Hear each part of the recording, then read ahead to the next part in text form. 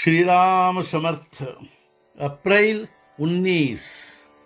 भवरोग से मुक्ति का उपाय सत्संगति और नामस्मरण। एक गांव में एक वैद्य रहता था।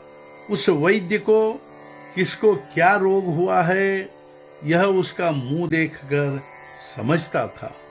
उस वैद्य ने एक आदमी को घर के पास से गुजरते हुए देखा तो उसे घर में बुलाया। वैद्य ने उस आदमी से कहा, तुम्हें एक भारी रोग हुआ है, मैं बताता हूँ वह दवा, यदि तुम लोगे और जैसा कहता हूँ वैसे पथ्य से रहोगे तो तुम रोग से ठीक हो जाओगे। वैद्य ने जो दवाई बताई वह उस रोगी ने नहीं ली और जो पथ्य कहा वह उसने नहीं किया तो वैद्य जी का क्या नुकसान होता है। इसी तरह गुरु या संत जो कहते हैं या मार्गदर्शन करते हैं उसके अनुसार व्यवहार करने पर हमें लाभ ही होता है।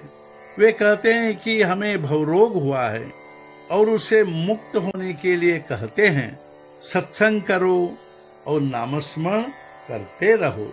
अब दवा मामूली है तो वह गुणकारी नहीं, ऐसा कहने से क्या लाभ। संत जो कहते हैं वह अनुभव लेकर ही कहते हैं। तुकाराम महाराज ने अपनी उपासना की शपथ लेकर कहा है कि नामस्मरण जैसा सरल साधन दूसरा नहीं है। तुम्हारा आजकल के साधुओं पर विश्वास न हो तो अलग बात है, लेकिन तुम्हें समर्थ रामदास स्वामी और संतवर तुकाराम महाराज जैसे महान पुरुषों के वचनों पर विश्वास करने में क्या आपत्ति है।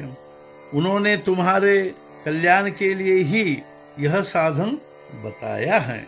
यदि तुम उसका आचरण नहीं करोगे तो उनका कोई नुकसान नहीं होगा, तुम्हारा ही होगा। अतः इस पर विचार करो। पहले हमें इस पर विश्वास होना चाहिए कि हमें भवरोग हुआ है। यदि ऐसा विश्वास हो गया तो मानो आधा काम हो गया, अर्थात भवरोग आधा कम हो गया। क्योंकि हमें रोग हुआ है ऐसा पक्का विश्वास होने पर हम दवा लेने से कतराएंगे नहीं। जब देख लिया कि हमें गृहस्थी से सुख नहीं मिल रहा है तो हमें जिस उपाय से सुख मिलेगा उसके प्रयत्न में लग जाना चाहिए। इसलिए तुम जितना नामस्मरण कर पाओगे उतना करो, तब तुम्हें सच्चा संतोष मिलेगा। एक आदमी ने 30 साल तक मन लगाकर नौकरी की। उसके बाद उसने कहा, भगवान की पूजा और भक्ति कैसी करनी चाहिए यह मैंने नौकरी से सीखा। उससे पूछा, वह कैसे? तब उसने उत्तर दिया, नौकरी में अफसर की मर्जी के अनुसार चलना पड़ता है।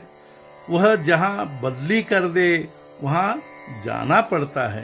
फिर उस समय घर में अड़चन हो तब भी हमारा बस नहीं चलता, यानी अपना काम अलग रखना पड़ता है। अब मैं अवकाश ग्रहण कर चुका हूं, अब केवल मालिक बदला है। अब मैं अफसर के बदले भगवान को सर्वश्रेष्ठ मानता हूँ। वह आदमी की तरह स्वार्थी नहीं है, वह अत्यंत निस्वार्थी होने से मेरे हित की बात करेगा। इसलिए मैं अब बहुत प्रसन्न हूँ। इस प्रकार मनुष्य को गृहस्थी से परमार्थ करना सीखना चाहिए। यही अपने जीवन का सार है।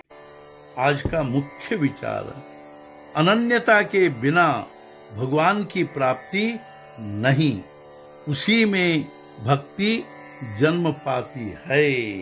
सद्गुरुनाथ महाराज की जय। जय जय रघुवीर समर्थ।